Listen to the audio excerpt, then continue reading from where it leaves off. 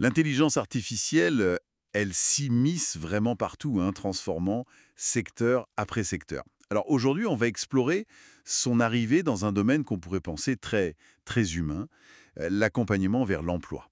La question, c'est comment est-ce que cette technologie peut vraiment épauler les conseillers en insertion professionnelle, les fameux CIP. Et pour creuser ça, on a une source spécifique, n'est-ce pas? Oui, un document de formation, tout récent d'ailleurs, de 2025, qui a été créé par le repère des CIP. Le titre, c'est «L'IA dans le domaine de l'insertion professionnelle». On va essayer de décrypter ensemble ce que ça nous dit. Tout à fait. L'idée, c'est de regarder concrètement ce que l'IA change au quotidien pour les conseillers, mais aussi, bien sûr, pour les personnes qui cherchent un emploi. Et il faut garder en tête un message qui est très fort dans ce document, l'importance cruciale du contact humain. Donc c'est une analyse des outils, de ce qu'ils peuvent apporter, mais aussi de leurs limites. D'accord. Alors, par où ça commence, l'IA, dans ce parcours d'insertion? Le document, il parle d'abord d'analyse, de mise en relation. J'imagine que ça concerne les CV, les offres d'emploi. Assez finement les compétences, les expériences passées, et même essayer de, disons, cerner un peu les aspirations qui sont exprimées dans les documents des candidats. Et puis, elle va brasser aussi toutes les données du marché du travail pour essayer d'améliorer la correspondance, le matching, comme on dit, entre les profils et les offres disponibles. Ah oui, ça semble assez puissant pour faire un premier tri en effet. Mais la source, elle insiste sur le fait que ça ne suffit pas, c'est ça? C'est vraiment le point crucial qui est soulevé. Ces outils, ils sont présentés comme des aides précieuses, oui, des accélérateurs pour la décision, mais le dialogue en face à face, l'entretien personnel avec le conseiller, ça reste indispensable. C'est vraiment là que se comprend le contexte unique de la personne, ses non-dits, ses motivations réelles, parfois cachées. L'IA, elle propose, mais c'est l'humain qui valide, qui affine la pertinence. Tu vois, d'accord. L'outil est clair, mais il ne remplace pas les discussions. Et après ce matching initial, euh, comment l'IA aide à se projeter vers l'avenir? Alors ça, c'est le deuxième grand volet qui est abordé. L'anticipation et puis la formation. L'IA, en analysant des masses de données, elle peut identifier les tendances du marché, repérer les compétences qui montent, les métiers qui auront de l'avenir. Et forte de ça, elle peut suggérer des parcours de formation plus personnalisés, orientés vers des plateformes d'apprentissage qui sont adaptées au profil. C'est fascinant. L'IA comme une sorte de boussole pour naviguer dans ce marché du travail qui est quand même assez complexe. Mais j'imagine que le document rappelle aussi que voir le chemin, ça suffit pas toujours pour l'emprunter. Absolument. Et c'est exactement là que la source replace le conseiller au cœur du dispositif.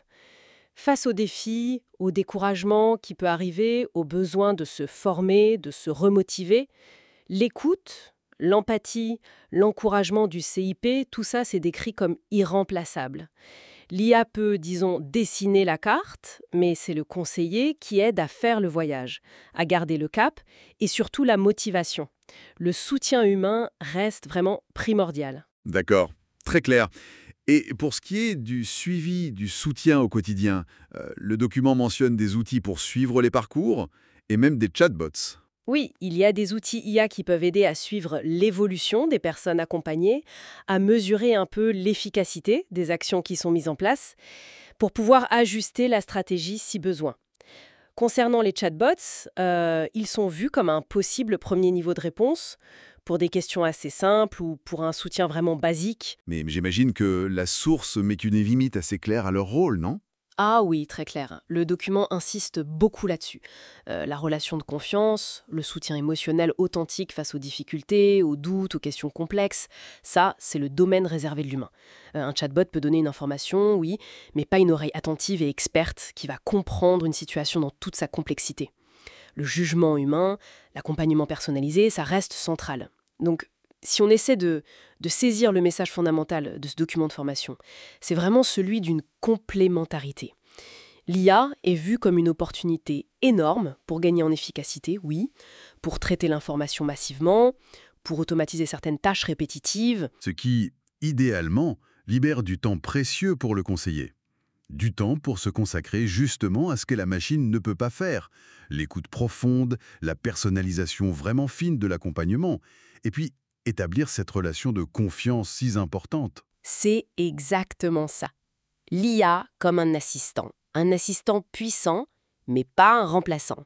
Et c'est pour ça que le document insiste tant sur la nécessité de bien former les CIP à ces nouveaux outils, pour qu'ils puissent les utiliser à bon escient, au service de leur mission première, sans dénaturer la dimension humaine qui est essentielle dans leur métier. En résumé, donc, l'IA s'annonce comme un partenaire précieux pour les conseillers en insertion, capable d'augmenter leur capacité d'analyse, d'action, mais la clé, ça reste l'humain. C'est tout à fait la vision qui est portée par cette source.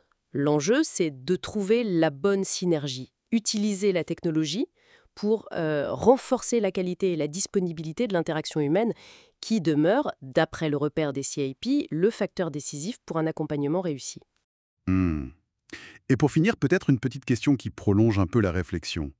Si l'IA devient si performante pour analyser, pour identifier les compétences jugées utiles sur le marché, est-ce qu'on ne risque pas à terme de voir ces outils redéfinir, peut-être subtilement, ce que nous considérons collectivement comme une compétence valable? Voilà, c'est une dynamique intéressante à surveiller, je pense, pour l'avenir de l'insertion professionnelle.